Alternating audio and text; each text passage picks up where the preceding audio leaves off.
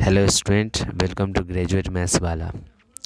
आइए आज देखते हैं सीबीएसई बोर्ड के क्लास 10 का फिजिक्स के चैप्टर का इम्पोर्टेंट फार्मूलाज। ये शॉर्ट नोट्स है, कृपया इसे ध्यान से देखिए।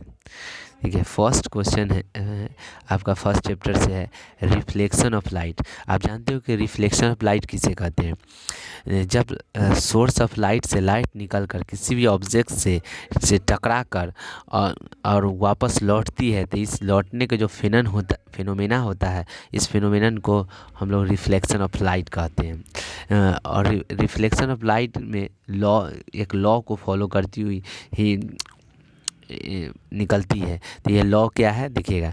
Law of reflection, incident ray, reflected ray and normal at the point of incident lie in the same plane. अब देखते हैं कि ये इंसिडेंट रे है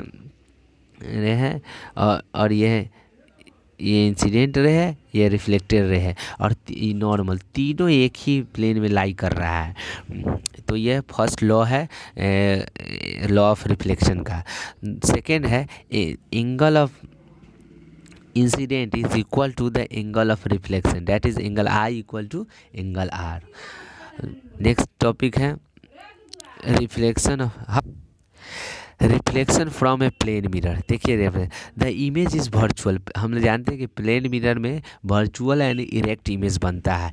the image and the object are equal distance from the mirror, यानी दोनों के बीच के सेम डिस्टेंस बनता है। यानी कि मिरर के 5 सेंटीमीटर अगर आगे ऑब्जेक्ट रखा हुआ है तो इसका इमेज जो है मिरर के अंदर 5 सेंटीमीटर पीछे बनेगा, और जो डिस्टेंस हो जाएगा 5 इधर का 5 इधर का, टोटल इमेज से ऑब्जेक्ट का डिस्टेंस 10 सेंटीमीटर हो जाएगा। ठीक है, और आगे इसका जो मैग्नीफिकेशन होता है 1, क्योंकि 5 सेंटीमीटर बटा 5 सेंटीमीटर कट जाएगा तो 1 m बराबर हम लोग जानते हैं कि हाइट ऑफ इमेज बटा height of object. Reflection from A spherical mirror, हम लोग जानते हैं कि स्फेरिकल मिरर स्फेरिकल मिरर से 2 मिरर बनते हैं, कॉन्वेक्स और कॉनकेव। इसमें क्या होता है कि हम लोग एक रूल को फॉलो करता है, जो प्रिंसिपल एक्सिस से जो सीधा जो लाइन जाती है उसको प्रिंसिपल फोकस कहते हैं, यानी प्रिंसिपल एक्सिस कहते हैं इसको। यहाँ P होता है, इक्वल डिस्टेंस पर F होता है, और यहाँ आर होता है, इसमें नहीं आर यानी कि रेडियस ऑफ कर्वेचर होता है।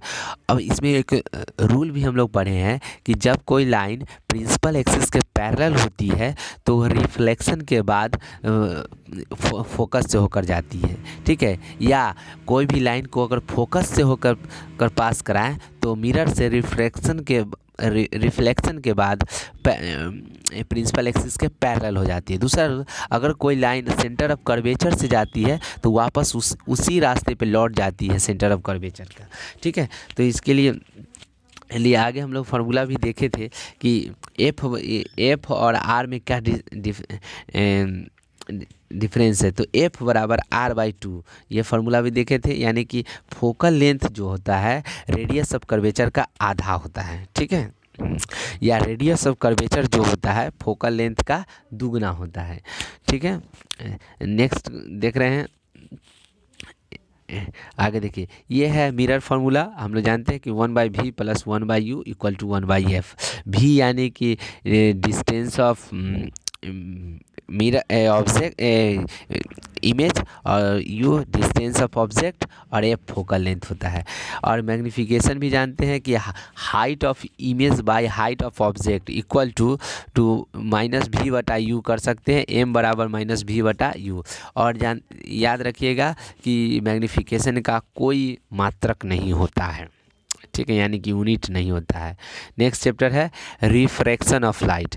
रिफ्रैक्शन ऑफ लाइट हम लोग जानते हैं कि जब कोई लाइट एक मीडियम से दूसरे मीडियम में जाती है तो अपने रास्ते से थोड़ा बेंड हो जाती है, यानी bending of light is called refraction of light. ठीक है, तो बेंड कैसे करती है, तो ये भी आप जो जानते हैं कि जब कोई लाइट रेयर मीडियम, रेयर यानी कि एयर हो सकता है, वैक्यूम में हो सकता है, तो आप जानते हैं कि स्पीड ऑफ लाइट सबसे ज़्यादा वैक्यूम में होता है, उसके बाद एयर में, उसके बाद वाटर में, कांच में, इस तरह से क्रम बढ़ते रहता है। तो यहाँ देखेंगे हम लोग कि जब कोई लाइट रेयर मीडियम से डेंसर मीडियम में जाता है तो टुवार्ड द नॉर्मल की तरफ झुक जाता है, ठीक है। और जब डेंसर मीडियम से रेयर मीडियम में जाएगा तो अवे फ्रॉम नॉर्मल यानी नॉर्मल से दूर हो जाता है।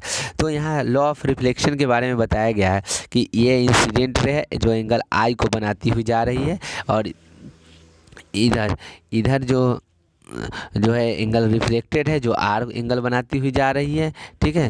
और आगे देखिए यहाँ दिया है आपका कि incident ray law of refraction बता रहे हैं। Incident ray, reflected ray and normal at the point of incident lie in the same plane, यानी कि जो इंसिडेंट रे है, रिफ्लेक्टेड रे है और नॉर्मल सब एक ही प्लेन में लाई करता है। यह लॉ ऑफ रिफ्लेक्शन में भी पढ़े हैं और लॉ ऑफ रिफ्रैक्शन दोनों का फर्स्ट लॉ सेम होता है। सेकेंड लॉ है angle of incident is related to the angle of reflected by Snell's law, sine I बटा sine R equal to U2 by U1।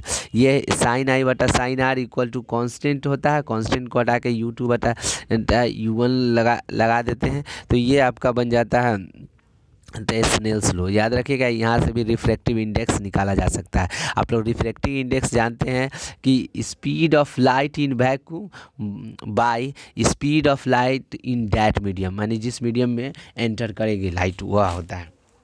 इससे रिफ्रैक्शन निकलता है। यहाँ से भी आप रिफ्रैक्शन निकाल सकते हैं कि कितना एंगल बनाती हुई आ रही है और कितना एंगल बनाती हुई जा रही है, ठीक है। चलिए आगे देखते हैं हम लोग लेंस फार्मूला क्या होता है। तो हम लोग जानते हैं कि लेंस टू टाइप्स के होते हैं, एक कॉन्वेक्स लेंस और कॉनकेव लेंस।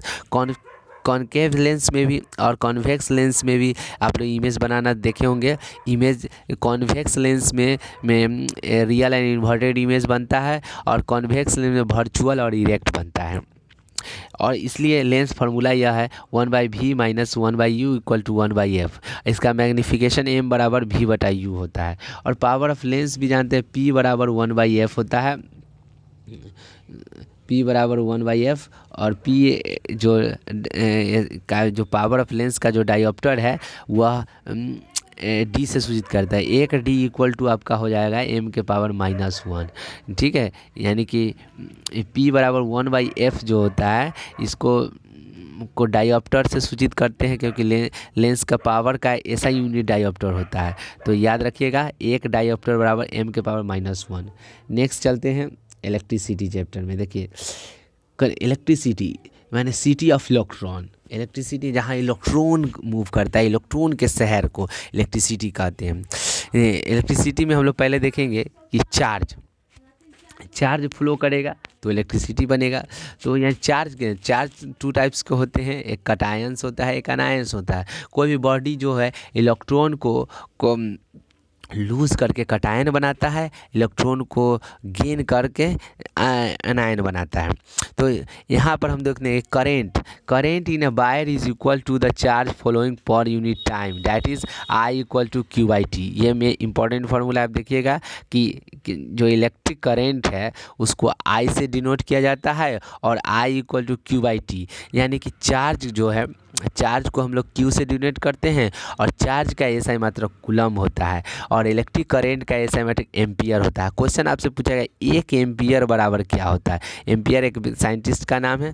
1 एम्पियर बराबर 1 कूलम बटा 1 सेकेंड, यहाँ से आपसे क्वेश्चन बन सकता है। दूसरा 1 कूलम बराबर क्या होता है, तो 1 कूलम बराबर 1 एम्पियर इंटू 1 सेकेंड, ठीक है। यहाँ से आप निकाल सकते हैं। चलिए नेक्स्ट देखते हैं पोटेंशियल डिफरेंस। यहाँ पोटेंशियल डिफरेंस से पहले इलेक्ट्रिक पोटेंशियल को समझिए। इलेक्ट्रिक पोटेंशियल क्या होता है कि इन्फिनिटी से कोई डेड पॉइंट पर चार्ज को लाने में जो वर्क होता है उसी वर्क को हम लोग इलेक्ट्रिक पोटेंशियल कहते हैं। इलेक्ट्रिक पोटेंशियल को भी V से डोनेट करते हैं और उसका भी फार्मूला आपको क्या बन जाएगा, V बराबर W/Q।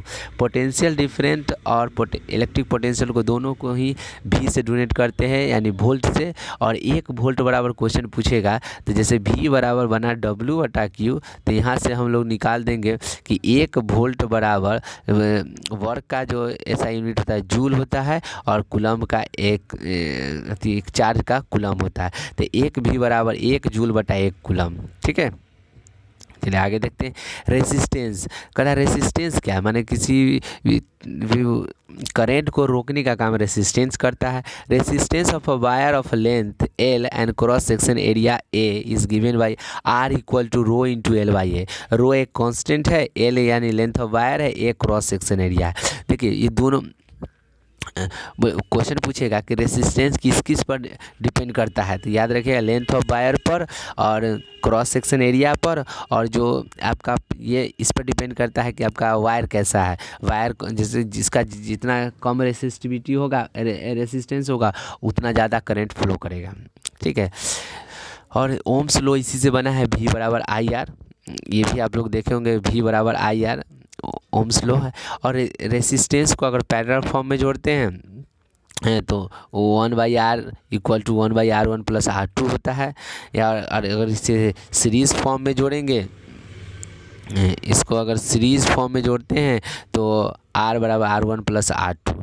इलेक्ट्रिक पावर भी हम लोग देखें, P बराबर V स्क्वायर बटा R और equal to I square R2। इस तरह से एक फार्मूला आप याद रखिएगा, आगे चेंज होते जाएगा। हीटिंग इफेक्ट भी हम लोग देख लेते हैं कि the heat generated in time T is given by H बराबर PT। ये मोस्ट इंपॉर्टेंट फार्मूला है, इसको याद रखिएगा कि H बराबर PT, और यहाँ P का वैल्यू यहाँ से रख दें I स्क्वायर RT, ये वैल्यू निकल गया। थैंक यू, ये था शॉर्ट्स रिवीजन। कृपया इसे देखें, समझें, लाइक सब्सक्राइब करें और कमेंट में बताएं कि वीडियो कैसा लगा। Thank you.